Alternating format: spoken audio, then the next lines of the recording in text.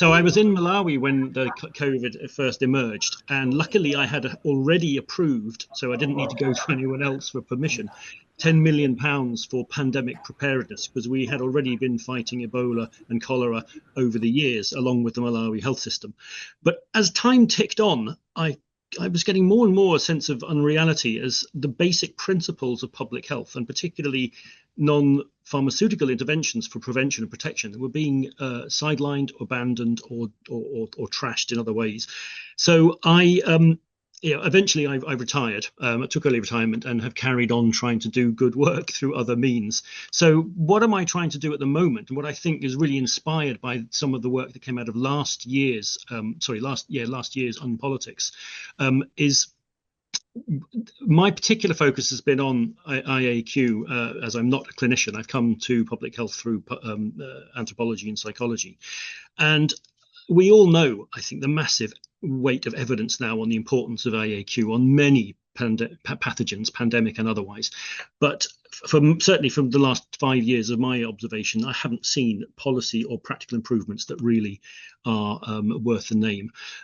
However, what I have seen, and I will share with you, some commitments and promises exist and have been made, but have mostly been ignored. And I haven't seen indicators agreed. I haven't seen targets set, no budgets allocated, or any actions agreed. And the examples I give you here are the ones from my particular experience in international public health.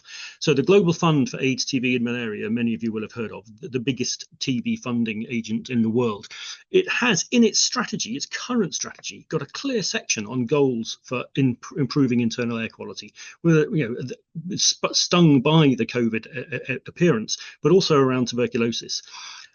Also, the WHO recent, December last year, COVID-19 plan, it has a clear paragraph on the importance of IAQ.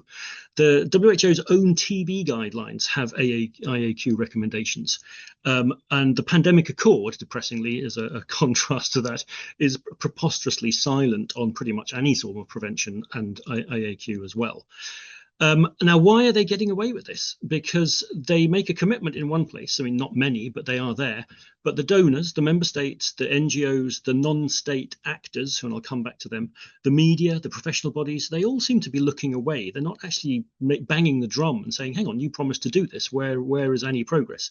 And that's what I've been trying to do over the last few years, to try and see how can we raise attention to this and hold the relevant agencies accountable. I mean, I'm not picking on the WHO for this, but they are in some respects obviously the tip of the pyramid in terms of where one would hope good practice would cascade.